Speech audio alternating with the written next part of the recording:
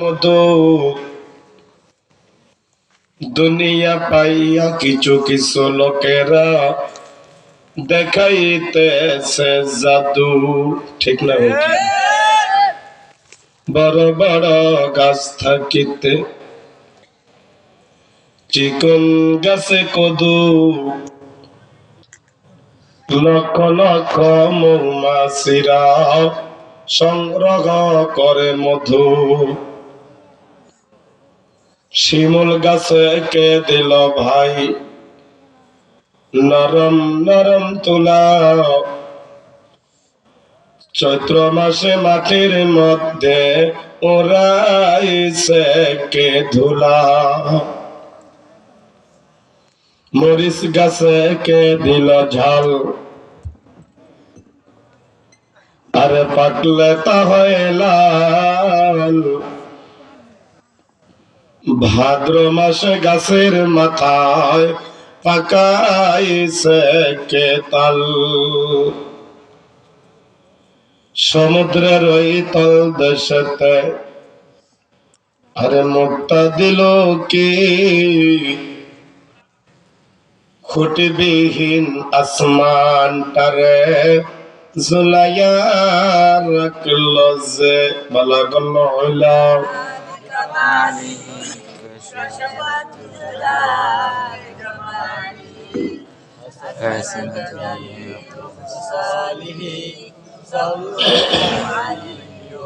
সামনেতে মোরা এগিয়েছি যত, সামনেতে মোরা এগিয়েছি যত, ওরে পিছনে পড়েছি তত। সংখ্যাতে শুধু বেরিয়ে চলেছি গরু ছাগলের মতো। 1400 বছর পূর্বে এই জমিনের বুকে আল্লাহর নাম ছিল না কোথাও কোন মানুষের মুখে। সেই সে কঠিনতার যুগে, সেই সে কঠিনতার যুগে আমার আল্লাহর আশীর্বাদ ধরণীতে তাশরীফ আনলেন রাসূল মুহাম্মদ। বালাগাল উলা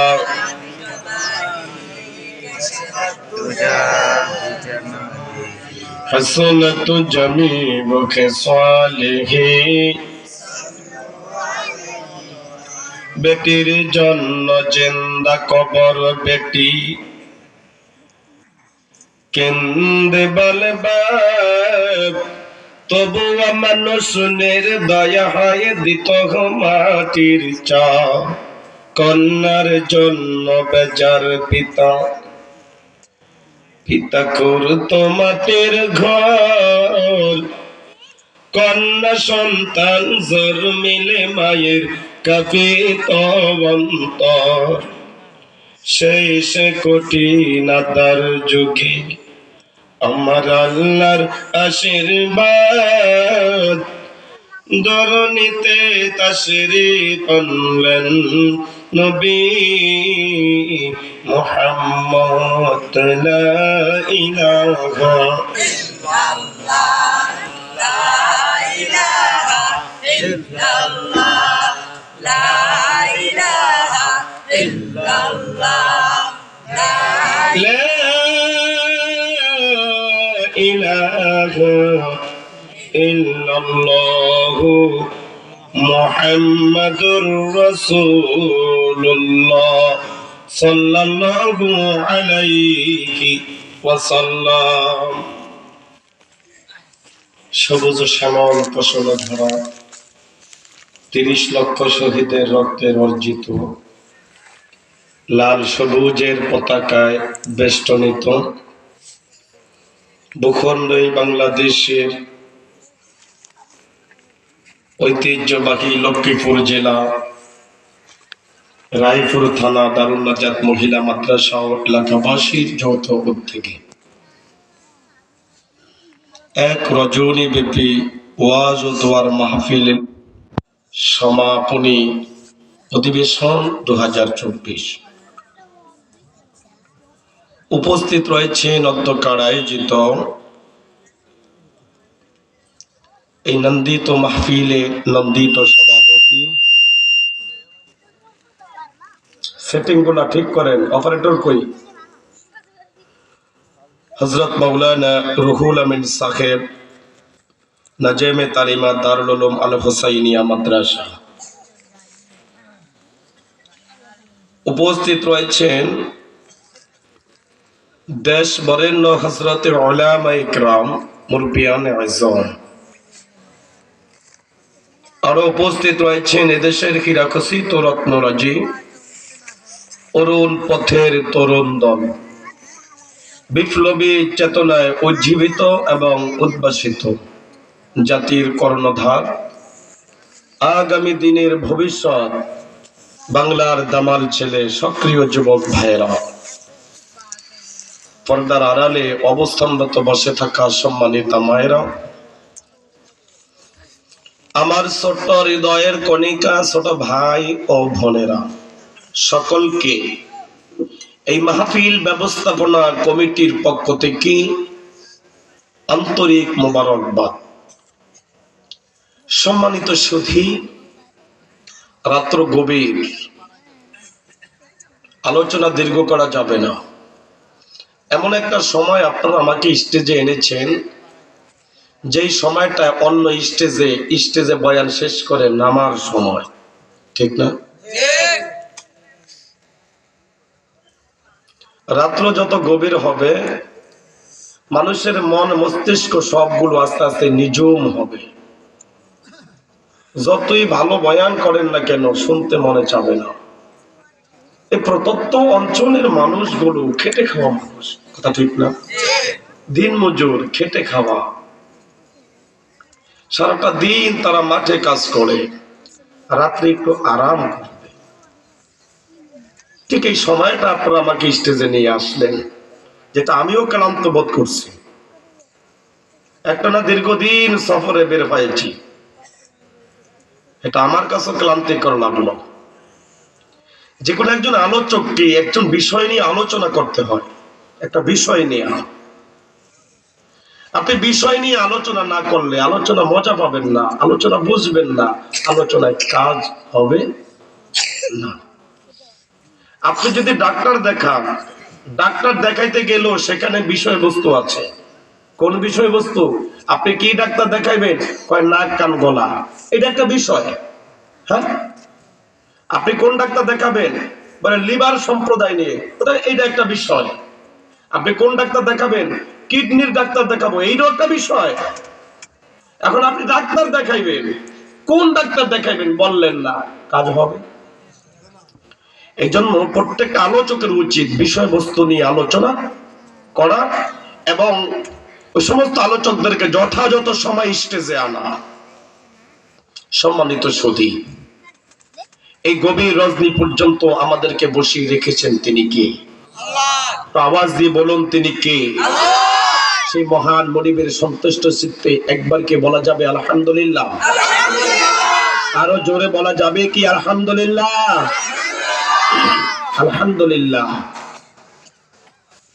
আরো বেশি থেকে বেশি আলহামদুলিল্লাহ। বলে কেন?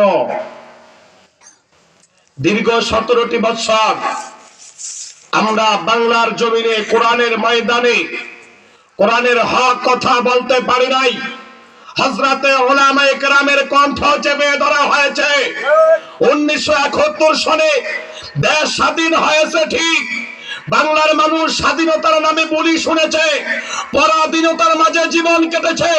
2024 সালে ছাত্র গণ অভ্যুত্থানের মধ্য দিয়ে শহীদ ছাত্রদের রক্তের বিনিময়ে বাংলার জমিন ইসলামের জন্য উর্বর হয়ে গেছে, কোরআনের জন্য উর্বর হয়ে গেছে।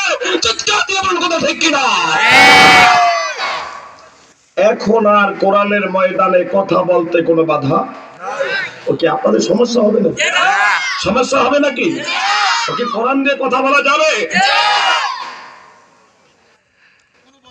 বাংলার জমিন এখন উর্বর হয়ে গেছে। বাংলার প্রত্যেকটি জমিনের বালুকণা চাচ্ছে কোরআনী শাসন। কারণ এই দেশে কোরআনী শাসন ছাড়া মানুষের শান্তি ফিরিয়ে আনা কোনোদিনও সম্ভব নয়। কোন একদিন এ দেশের আকাশে কালিমার পতাকা দুলবে, সেদিন সবাই খোদাই বিধান পেয়ে দুঃখ বেদনা ভুলবি। সেদিন আর রবে না কো হাহাকার, অন্যায় জুলুম অবিচার, ঠিক কিনা? থাকবে না বানাচার, দুর্নীতি কদাচার, থাকবে না বানাচার, দুর্নীতি কদাচার, সকলেই শান্তিতে থাকবে। সেদিন সবাই খোদাই বিধান পেয়ে দুঃখ বেদনা ভুলবে। একাকিনী রমণী দুর্গম পথে যাবে, কোন জন কটু কথা কবি না। কোনদিন পথে ঘাটে সম্পদের মুখে খুন আর রাখা জারি হবে না। সেই দিন আর নয় বেশি দূরে,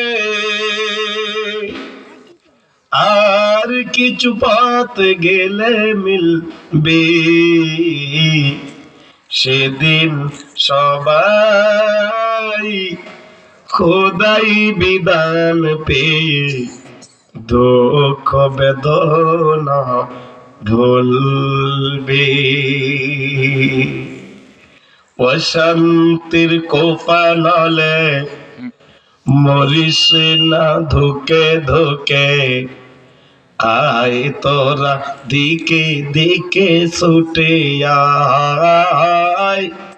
যতদিন দূরে রবে ততদিন পিছে যাবে, শান্তি আসিতে এই দুনিয়ায়। খোদার আইন ছাড়া অন্য কিছুতে আর মানুষের শান্তি না মিলবে। সেদিন সবাই খোদাই বিধান পেয়ে দুঃখ বেদনা ভুলবে, ঠিক কিনা? সম্মানিত ভাইরা, ভূমিকা ছাড়াই মূল আলোচনায় ধাবিত হলাম। প্রত্যেকটা আলোচক তার আলোচনার বিষয়বস্তুটা ভূমিকার মাধ্যমে তুলে ধরে। ফলে জ্ঞানী যে ভাইরা আছেন তারা ভূমিকার প্রতি লক্ষ্য করে বুঝেন আজকের আলোচনাটা কি হবে। সেই ভূমিকা উপস্থাপন করার মতো সুযোগ সময় এই মুহূর্তে আমার হাতে নাই। সে সরাসরি আমি আমার ধারাবাহিক আলোচনা প্রবেশ করলাম। আমি আপনাদের সম্মুখে কালামে হাকিমের মধ্য থেকে সূরাতুল আনফালের, সূরাটার নামটা কি মনে রাখা যাবে? সূরাতুল আনফালের 30 নম্বর আয়াত। কত নম্বর আয়াত? 30 নম্বর আয়াত তেলাওয়াত করেছি। এই আয়াতটি নিয়ে গোটা বাংলাদেশের জমিনে অনেক উলামায়ে কেরাম আলোচনার মুভমেন্ট করেন। কেন মুভমেন্ট করেন জানেন? 2009 থেকে 2024 পর্যন্ত আমাদের দেশে কিছু ডাকাতের দল সাধু বাবা সেজেছিল। কথা বলে না? এরা সাধু বাবা সেজে হক্কানি উলামায়ে কেরামদেরকে মিথ্যা নারী কেলেঙ্কারি মামলা দিয়ে জাতির সামনে ওলামায়ে কেরামদেরকে তারা কলঙ্ক রূপ ধারণ করার চেষ্টা করেছিল। এই আলোচনার মধ্য দিয়ে ওই সাধু বাবাদের মুখ্য উন্মোচন করা একান্ত জরুরি। কথা বলেন ঠিক কিনা? এদের পরবর্তী ভবিষ্যৎ কি হবে এই আলোচনার মধ্য দিয়ে মুখ্য উন্মোচন করা, প্রত্যেকটা ওলামায়ে কেরাম জাতির সামনে মুখ্য উন্মোচন করা, শরীয়ত সম্মতভাবে নীতিগত আদর্শ বিষয় নিয়ে এই আলোচনা গোটা দেশে ছড়িয়ে পড়া দরকার। চিৎকার দিয়ে বলার কথা ঠিক কিনা? আয়াতটি হলো 30 নম্বর আয়াত। আল্লাহ নবী যখন কোরআন কারীম তেলাওয়াত করছেন, নবীর কণ্ঠে কোরআন তেলাওয়াত শুনে কাফেরেরা একের পর এক মুসলমান হচ্ছেন। কি হচ্ছেন? মুসলমান হচ্ছেন। তো ইতিমধ্যে আবু জেহেল চিন্তা করলো যে মুহাম্মাদের কোরআন তেলাওয়াত কিভাবে বন্ধ করা যায়।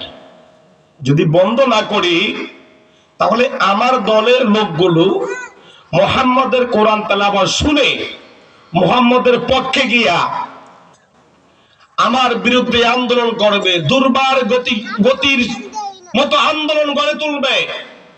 আমি আর ক্ষমতার মাসনদে বসে থাকতে পারবো না, সুতরাং কোরআন তেলাওয়াত বন্ধ করতে হবে।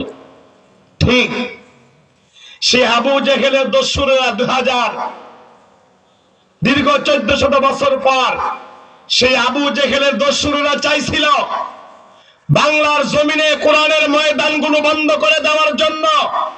আর এই কোরআনের ময়দানগুলো যদি বন্ধ হয়ে যায় তা এদেশে ইসলাম পন্থীদের আর ঠাঁই থাকবে না। ওই স্বৈরাচারেরা আজীবন ক্ষমতার মাসনদ দখলে নিয়ে যাবে। কিন্তু সেই আশাটা তাদের আর পূরণ হলো না। আবু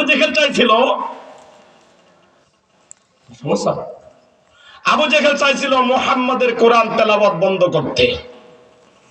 একজনে ডাক দিয়ে আরেকজনের কয়, আবু জেহেল, তুমি যে মুহাম্মাদের কোরআন তেলাওয়াত বন্ধ করতে চাও এটা কখনো সম্ভব না।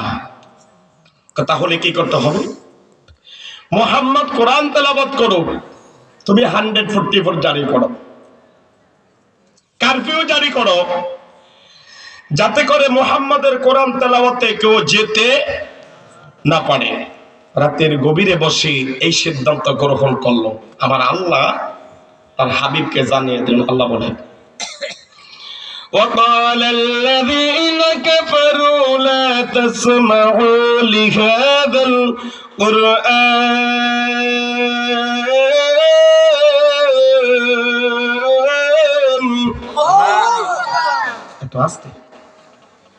والغوا فيه لعلكم تغلبون।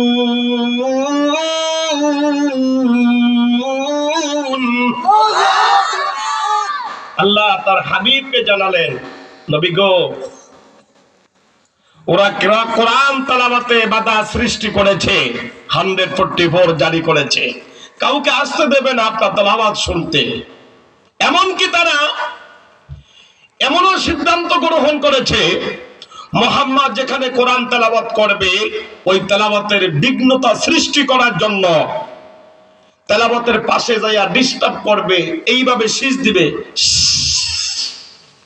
এরকম শীষ যদি পাশে দেয় আলোচনা ডিস্টার্ব হবে না? হবে।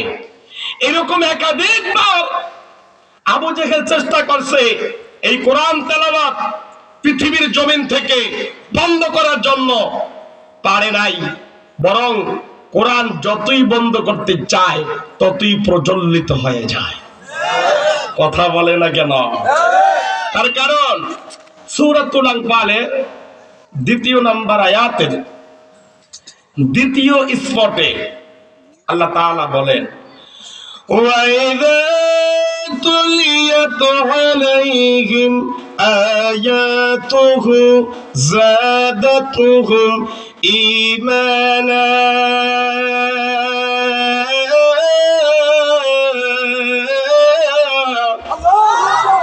এই কোরআন তেলাওয়াত যারাই শুনবে তাদের ঈমান বেড়ে যাবে।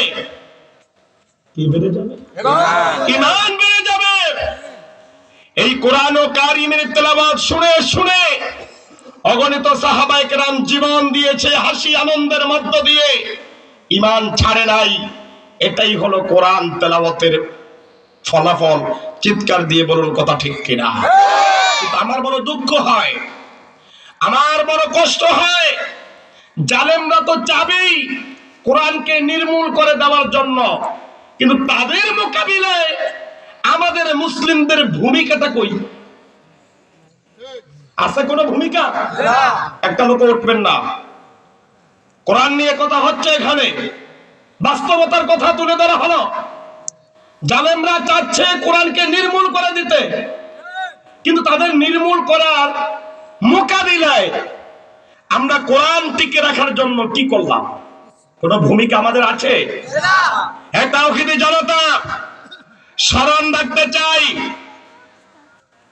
এই কোরআন আজকে মক্তবে রাখা হয়েছে, এই কোরআন মসজিদের তাকে তাকে রাখা হয়েছে না। এই কোরআন মক্তবের জন্য নয়, মসজিদের তাকের জন্য নয়, এই কোরআন মক্তব থেকে পার্লামেন্ট পর্যন্ত। চিৎকার দিয়ে বলুন কথা ঠিক কিনা? এই কোরআন মক্তব থেকে পার্লামেন্ট পর্যন্ত কে নেবে? এই কোরআন মক্তব থেকে পার্লামেন্ট পর্যন্ত আপনাকে আমাকে নিতে হবে। হাইকোর্টের শরীয় বিচার আপনাকে আমাকে চালু করতে হবে। কমান্ডার ইন চিফের দায়িত্ব আপনাকে আমাকে পালন করতে হবে। হাইকোর্টের